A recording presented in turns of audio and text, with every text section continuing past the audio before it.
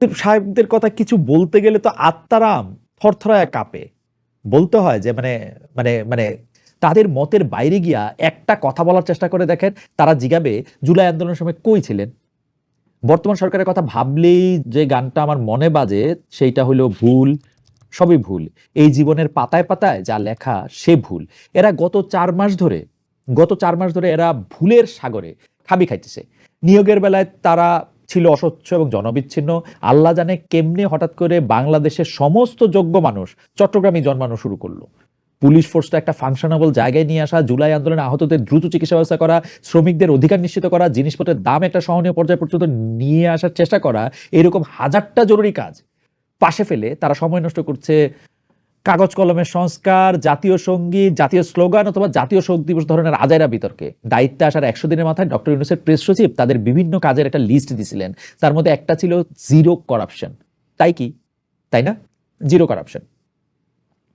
এই পয়েন্টটা আরেকবার চেক করবেন নাকি স্যারেরা? আপনাদের উপদেষ্টা ত্রাণের কম্বল বিলাইতে যায় হেলিকপ্টারে করে। হেলিকপ্টারের তেলের টাকা কই থেকে আসে? কল্লোল মোস্তফা তার ফেসবুক স্ট্যাটাসে লিখেছেন। উপদেষ্টা আসিফ উত্তরবঙ্গ সফর করবেন, ভালো কথা, কিন্তু জেলা থেকে উপজেলায় হেলিকপ্টারে করে যেতে হবে কেন? এখন কি উত্তরবঙ্গে বন্যা চলতেছে যে গাড়িতে যাওয়া যাবে না? তিনি গাড়ি বনাম হেলিকপ্টারে খরচের তুলনাও দিয়েছেন। হেলিকপ্টারে করে গেলে আধা ঘন্টায় পৌঁছানো যায়, আর খরচ হয় 40 থেকে 150,000। গাড়িতে একই পথ যেতে লাগে 2 থেকে 3 ঘন্টা, আর খরচ হয় 4,200 থেকে 10,000 টাকা। কল্লোল মোস্তফা আরো বলতেছেন, সময়ই যদি বাঁচাতে হয় ঘুরে ঘুরে কম্বল দেওয়ার দরকারটা কি? পিক আপ করে পাঠাইলেই হয়, সময় এবং খরচ দুইটাই বাঁচে। যাই হোক, মানে যেটা বলতেছিলাম যে সমন্বয় শাক, এর তো ভয় হয়। আমি একটা একটা কথা মাঝখানে ছিল না যে আমি ভয় পাই, কই থেকে কোন ট্যাগ যে খাই। সময় টিভির বিষয়টাই দেখেন, শেখ হাসিনার আমলে গণমাধ্যমের গলা থেকে চিচি আওয়াজও বের হইতো না, এমনই গলা চিবি দিয়া ধইরাছিলেন তিনি। সে সময় মিডিয়ার যে মৃতপ্রায় দশা ছিল তার সাথে কোনো আমলেরই তুলনা চলে না। এমনকি এরশাদের সময়ও তারে নিয়ে বিভিন্ন রকমের কার্টুন দেখতাম আমরা, সংবাদপত্রে তার কবিতা নিয়ে হাসাহাসি করলেও প্রাণের ভয় ছিল না। হাসিনার আমলে কোন টেফও করার উপায় ছিল? মিডিয়ার প্রতিটা শাখা ছিল তার মাউথপিস। কেউ প্রাণের ভয়ে বাধ্য হয়ে চুপ থাকতো, আর সময় টিভির মতো প্রতিষ্ঠান মহা আনন্দে, মনের আনন্দে আবার পারপাস সার্ভ করেছে। তাদের অবস্থান ছিল বৈষম্য বিরোধী আন্দোলনের বিপক্ষে, কিন্তু তাদের বিরুদ্ধে অভিযোগ থাকলে সেইটা আইনের মাধ্যমে রিজলভ হবে। আমি এই ব্যাপারটা আসলে পরিষ্কার করি। আমি বারবার বলি যে শেখ হাসিনার আমলে শেখ হাসিনা তার প্রতিষ্ঠানগুলি ধ্বংস করছেন। সবচেয়ে বেশি প্রাতিষ্ঠানিকভাবে যেটা ধ্বংসপ্রাপ্ত হয়েছে সেটা হচ্ছে আমাদের মিডিয়া। মিডিয়াকে গলা চাপা ধরা হয়েছে, মিডিয়াকে কথা বলতে দেওয়া হয় নাই, মিডিয়াকে বিভিন্ন জিনিস ফিট করা হয়েছে, খাওয়ানো হয়েছে। একটা পর্যায়ে গিয়ে তো মিডিয়াতে সংবাদপত্র দাঁড়াইছিলই হচ্ছে পদ্মা, মানে স্প্যান সাংবাদিকতা। সে আজকে পদ্মা সেতুর 1 নম্বর স্প্যানটা বসছে, কালকে 2 নম্বর স্প্যান বসছে। এছাড়া আপনারা কি খবরটা পাইছেন? জনপ্রিয় কথাই দাঁড়াইছিল যে বিটিভি হয়ে গেছে হচ্ছে বাতাবি লেবুর বাম্পার ফলনের একমাত্র খবর। কিন্তু ঘটনা হইতেছে এখনকার সরকারের ক্ষেত্রে কোনো মিডিয়ার বিরুদ্ধে কোনো অভিযোগ থাকলে সেটা আইনের মাধ্যমে রিজলভ হবে, সেটা আমাদের আশা। আমরা আমরা আমরা এটা পরিষ্কার করে বলতে চাই যে এটা অন্য কেউ গিয়ে এটা করবে, অন্য কেউ গিয়ে এটার মধ্যে একটা কথা বলবে, এটা ঠিক না। আরেক সময়ের ক্ষমতা ধরে অন্যায় করছিল বলে এখন ক্ষমতা হাতে পাওয়ার পর আমরা একই অন্যায় করব? বিভিন্ন সোর্স থেকে যেসব কথা কানে ভেসে আসতেছে তা যদি সত্যি হয় তাহলে আমরা আলাদা কেমনে হইলাম? এই কথা যখন রেকর্ড করতেছি তখন আবার আমরা খেয়াল করলাম যে জনাব হাসনাত আব্দুল্লাহ কিছুক্ষণ আগে একটা সংবাদ বিজ্ঞপ্তির মাধ্যমে বলেছেন, তাকে কোট করি, সময় টেলিভিশনের 5 জন গণমাধ্যম কর্মীর আকস্মিক চাকরি হারানোর ঘটনাকে কেন্দ্র করে যেসব অভিযোগ আমার বিরুদ্ধে আনা হয়েছে তা অসত্য ও ষড়যন্ত্রমূলক। আমার ভাবমূর্তি ক্ষুণ্ণ করার চেষ্টা ছাড়া আর কোনো উদ্দেশ্য আছে বলে আমার মনে হয় না। কোটেশন শেষ। তিনি আরো জানিয়েছেন 17 ডিসেম্বর তিনি সময় টিভির এমডি হাসান সাহেবের অফিসে গেলেও মাত্র 30 মিনিট সেখানে তার সাথে আলাপ করে ফিরে আসেন। বিবিসির প্রতিবেদনে খবরটা ভুলভাবে এসেছে, এ সম্পর্কে তিনি তার অবস্থান পরিষ্কার করেছেন এবং জানিয়েছেন সময় টিভির 5 জন সাংবাদিকের চাকরি যাওয়ার বিষয়ে তার কোনো ভূমিকা নেই এবং এটা গুরুত্বপূর্ণ আমি মনে করি। তিনি দাবি জানিয়েছেন এই 5 জনকে চাকরিতে পুনর্বহাল করার। এটা খুবই দুঃখের বিষয় যে জাতি হিসাবে আমাদের ভিতরে ন্যায়বোধ গড়ে ওঠে নাই। আমরা বুঝি প্রতিহিংসা। আমাদের রাজনীতিবিদদের দেখেন, কেউ কখনো নিজের ভুল স্বীকার করে না। তাদের নেগেটিভ হয়, ও আমরা এটুকু করছি বলে তো এত কিছু বলতেছেন, ওরা যে আরো কত কিছু করলো। এই ব্যাপারটাই ব্যক্তিগত পর্যায়ে আছে আমাদের ভিতরে। সবসময় সামনের মানুষটার দোষ দেখতে, অন্যের ভুল ধরতেই ব্যস্ত থাকি আমরা। আয়নায় নিজের মুখ আর দেখা হয় না। 14 গ্রামে জনাব আব্দুল হাইকে জুতার মালা পরায়ে জনসমক্ষে অপমান করা হয়েছে। তার অন্য পরিচয় বাদ দিলাম, তিনি তো একজন মানুষ। আমরা কেমন মানুষ যাদের মনে হয় অন্য আরেকজন মানুষের গলায় জুতার মালা পরানো ঠিক আছে? এমনকি প্রধান উপদেষ্টার ফেসবুক পেজে এই ঘটনার নিন্দা জানায় যে পোস্ট দেওয়া হয়েছে সেখানেও বলা হয়েছে জনাব ভাইয়ের নাম খুনসহ 9টা মামলা রয়েছে। আমাদের সমস্যা হলো আমরা এক সত্যের থেকে আরেকটা সত্য আলাদা করতে জানি না। আব্দুল হাই সাহেবের কয়েকটা পরিচয় এখানে খেয়াল করেন, যে তিনি একজন মানুষ, তিনি মুক্তিযুদ্ধ করেছেন, তার নামে 9টা মামলা আছে। এর মধ্যে কোন পরিচয়, তার গলায় জুতার মালা দেওয়ার বৈধতা দেয়া যায়? কোনো পরিচয় তার গলায় জুতার মালা দেওয়ার বৈধতা দেয় না। তিনি যত বড় অপরাধী হোক না কেন, আমরা যখন তাকে এইভাবে লাঞ্ছিত করব, তখন কিন্তু আমরাও অপরাধী। বাংলাদেশিদের মধ্যে আমরা সবচেয়ে বেশি যেটার অভাবে ভুগি, এবং যেটা না থাকলে কোনোদিন একটা পলিটি গঠিত হয় না, এবং আমি আপনাকে আমার সহ নাগরিক সহযাত্রী এইসব মনে করতে পারি না, তা হলো ন্যায় বিচারের অভাব। যখনই আমরা আমাদের বিভেদের জায়গাগুলি হাইলাইট করব, ততই ন্যায়ের চেয়ে দূরে সরতে থাকবো। বিভেদ আর বৈচিত্র্য কিন্তু আলাদা বিষয়। বৈচিত্র্য আমাদের অপরের প্রতি আগ্রহ করে, কৌতূহলী করে, আর বিভেদ অন্যের প্রতি বিমুখ করে।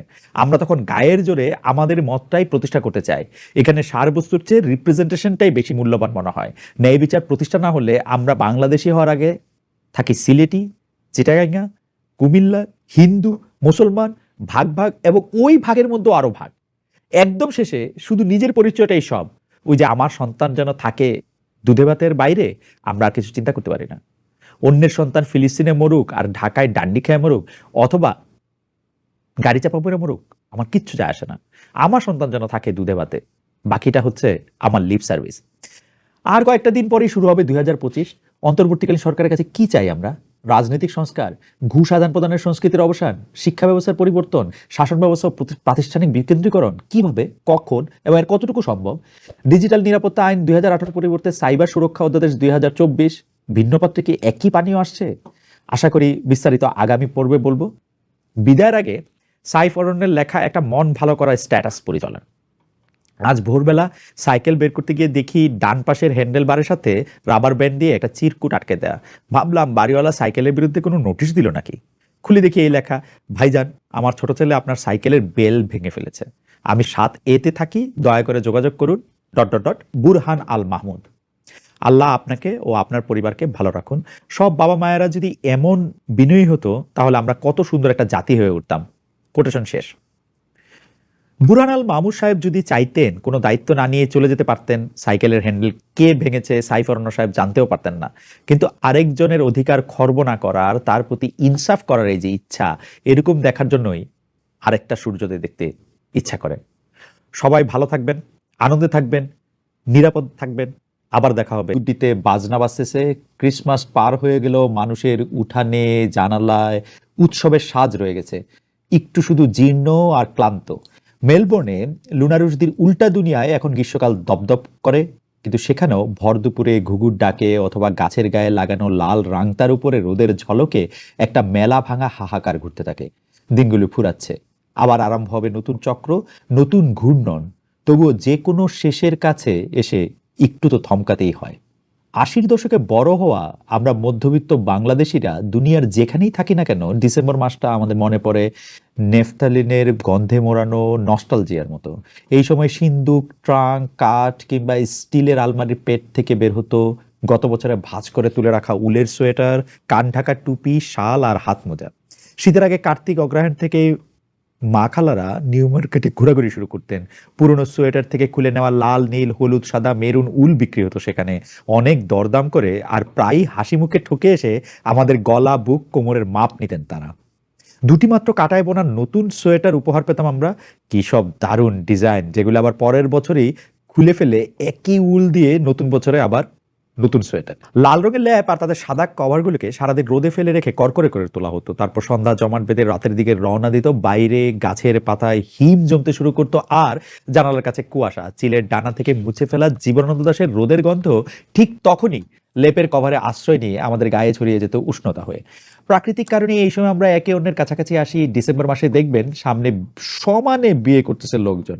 মেরিনা ইয়াসমিন তার ফেসবুক স্ট্যাটাসে লিখেছেন, বাংলায় যত বিবাহ করিয়াছে নারী ও নর, অর্ধেক তার ডিসেম্বরে, বাকিটা ঈদের পর। বিশ্বাস করতে ভালো লাগে যে এ সময় জগতের সকল প্রাণী একে অন্যের কাছে আশ্রয় খুঁজে পায়। গ্রামের বাড়ির নিভে যাওয়া মাটির চুলার ওমের ভিতরে দেখতাম বিড়াল ঘুমাচ্ছে গোল হয়ে, কখনো মুখে করে তার সদ্যজাত সন্তানকে নিয়ে এসে যত্ন করে রাখতো। ঢাকা শহরেও পাড়াতো বিড়ালেরা বারান্দার রেলিং টপকে মাঝে মাঝে ঘরের ভিতর জায়গা করে নিত। সেদিনও ফেসবুকে একটা ছবি ঘুরতে দেখলাম, সার বাঁধা চটের বস্তায় তৈরি বালিশের উপর ফুটপাতে কুকুর ঘুমাচ্ছে। পৃথিবীটা যেমন আছে তার থেকে আরেকটু সহনীয় করে তোলার চেষ্টা করতে হলে আসলে বিলিয়নিয়ার হওয়ার দরকার নাই, মনের ভিতর একটুখানি মমতাই যথেষ্ট। ছোটবেলায় ডিসেম্বর ছিল সবচেয়ে প্রিয় মাস, কারণ পরীক্ষা শেষ, নানাবাড়ি বা দাদাবাড়ি যাওয়ার প্রস্তুতি চলছে, সকালে কোদাল দিয়ে চার কোনা জায়গায় ঘাস পরিষ্কার করা, দুপুরে নেট টানানোর বাঁশ খুঁজে নিয়ে চাঁদা তুলে শাটল কিনে রাতে ব্যাডমিন্টন খেলতে নেমে পড়া, শুক্র শনিবারে পাড়া কাঁপানোর টেনিস বল, ক্রিকেট তো আছেই, পৌষ মাঘের ফুলকপি, মটরশুঁটি, টমেটো, নতুন আলু, পালং শাক আর লাউ আমি চিরকাল ভালোবাসি।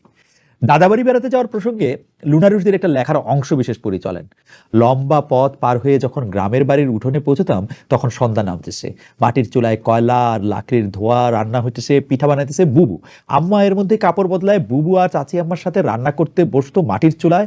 আমি ওদের সাথে বসে চুলার ভিতরে লাল লাল আগুন দেখতাম, বুবুর মুখের কুচকানো চাম